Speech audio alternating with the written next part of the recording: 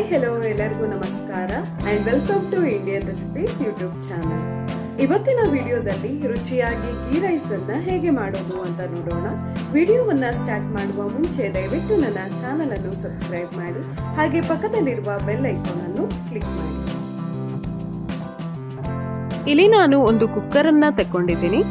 ಇದಕ್ಕೆ 2 ರಿಂದ 3 table spoon ಅಷ್ಟು ಎಣ್ಣೆಯನ್ನು ಹಾಕೊಳ್ತಾ ಇದ್ದೀನಿ. ಇದ್ರ ಜೊತೆಗೆ 2 ಟೇಬಲ್ ಸ್ಪೂನ್ ಅಷ್ಟು ತುಪ್ಪವನ್ನು ಹಾಕೊಳ್ತಾ ಇದ್ದೀನಿ.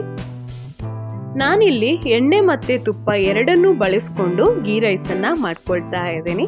ನೀವು ಬೇಕಿದ್ರೆ ಬರೀ ತುಪ್ಪವನ್ನು ಕೂಡ ಬಳಸ್ಕೊಂಡು ಗೀ ರೈಸನ್ನು ಮಾಡ್ಕೊಳ್ಬೋದು.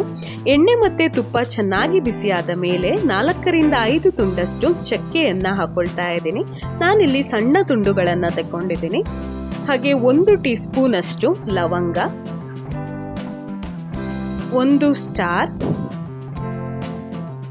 6 ಏಲಕ್ಕಿಯನ್ನ ಹಾಕೊಳ್ತಾ ಇದ್ದೀನಿ. ಹಾಗೆ ಇಲ್ಲಿ 2 ದೊಡ್ಡ ಏಲಕ್ಕಿಯನ್ನ ಕೂಡ ತಗೊಂಡಿದ್ದೀನಿ. ದೊಡ್ಡ ಏಲಕ್ಕಿ ಇದ್ರೆ ಹಾಕೊಳ್ಳಿ, ಇಲ್ಲದಿದ್ರೆ ಸ್ಕಿಪ್ ಮಾಡ್ಕೊಳ್ಳಿ. ಹಾಗೆ 1 ಜಾವಿತ್ರಿಯನ್ನ ಸೇರಿಸ್ಕೊಳ್ತಾ ಇದ್ದೀನಿ. ಈಗ ಈ ಗರಂ ಮಸಾಲವನ್ನೆಲ್ಲ ಚೆನ್ನಾಗಿ ಫ್ರೈ ಮಾಡ್ಕೊಳ್ತಾ ಇದ್ದೀನಿ. ನೋಡಿ, ಈಗ ಇದು ಚೆನ್ನಾಗಿ ಫ್ರೈ ಆಗಿದೆ. ಈಗ ಇದಕ್ಕೆ 2 ಟೇಬಲ್ ಸ್ಪೂನ್ ಅಷ್ಟು ಗೋಡಂಬಿಯನ್ನ ಹಾಕೊಳ್ತಾ ಇದ್ದೀನಿ.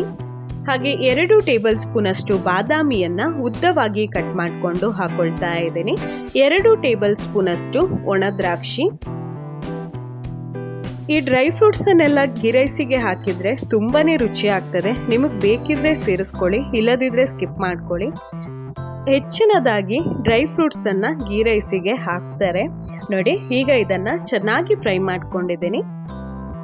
ಈಗ ಇಲ್ಲಿ 2 ದೊಡ್ಡ ಸೈಜ್ನ ಈರುಳ್ಳಿಯನ್ನ ಉದ್ದವಾಗಿ ಕಟ್ ಮಾಡಿಕೊಂಡು ಹಾಕೊಳ್ತಾ ಇದ್ದೀನಿ. ಈಗ ಈ ಈರುಳ್ಳಿಯನ್ನೆಲ್ಲ ಚೆನ್ನಾಗಿ ಮಿಕ್ಸ್ ಮಾಡ್ಕೊಳ್ತಾ ಇದ್ದೀನಿ. ಈಗ ಈರುಳ್ಳಿ ಗೋಲ್ಡನ್ ಬ್ರೌನ್ ಕಲರ್ ಆಗುವವರೆಗೆ ಫ್ರೈ ಮಾಡ್ಕೊಳ್ತಾ ಇದ್ದೀನಿ. ಈಗ ನೋಡಿ, ಈರುಳ್ಳಿ ಚೆನ್ನಾಗಿ ಫ್ರೈ ಆಗಿದೆ. ಈರುಳ್ಳಿಯ ಬಣ್ಣ ಕೂಡ ಲೈಟ್ ಆಗಿ ಗೋಲ್ಡನ್ ಬ್ರೌನ್ ಆಗಿದೆ. ನೋಡಿ, ಈರುಳ್ಳಿ ಇಷ್ಟು ಫ್ರೈ ಆಗಿರಬೇಕು. ಈಗ ಇದಕ್ಕೆ 2 ಟೇಬಲ್ ಸ್ಪೂನ್ ಅಷ್ಟು ಶುಂಠಿ ಬೆಳ್ಳುಳ್ಳಿಯ ಪೇಸ್ಟ್ ಅನ್ನ ಹಾಕೊಳ್ತಾ ಇದ್ದೀನಿ.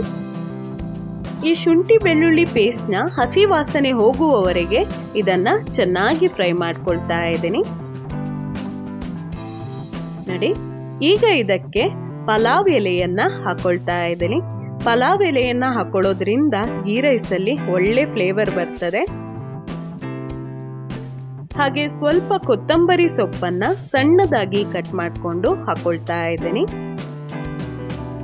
ಸ್ವಲ್ಪ ಪುದೀನವನ್ನ ಕೂಡ ಸಣ್ಣದಾಗಿ ಕಟ್ ಮಾಡಿಕೊಂಡು ಸೇರಿಸ್ಕೊಳ್ತಾ ಇದ್ದೀನಿ. ಈಗ ಇದನ್ನೆಲ್ಲ ಚೆನ್ನಾಗಿ ಮಿಕ್ಸ್ ಮಾಡಿಕೊಂಡು 1 ರಿಂದ 2 ನಿಮಿಷಗಳ ತನಕ ಚೆನ್ನಾಗಿ ಫ್ರೈ ಮಾಡ್ಕೊಳ್ತಾ ಇದ್ದೀನಿ. ಹೀಗೆ ಕೊತ್ತಂಬರಿ ಮತ್ತು ಪುದೀನವನ್ನು ಕೂಡ ಮೊದಲೇ ಹಾಕ್ಕೊಂಡು ಫ್ರೈ ಮಾಡ್ಕೊಳ್ಳೋದ್ರಿಂದ ಗೀ ರೈಸ್ ತುಂಬಾನೇ ರುಚಿ ಆಗ್ತದೆ. ಹಾಗೆ ಒಳ್ಳೆ ಫ್ಲೇವರ್ ಕೂಡ ಬರ್ತದೆ.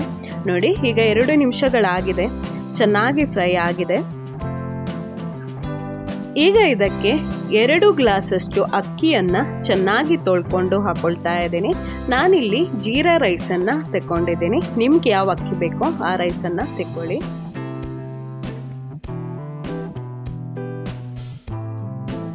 ನೋಡಿ, ಈಗ ಅಕ್ಕಿಯನ್ನ ಹಾಕೊಂಡು ಚೆನ್ನಾಗಿ ಒಮ್ಮೆ ಮಿಕ್ಸ್ ಮಾಡ್ಕೊಳ್ತಾ ಇದ್ದೀನಿ.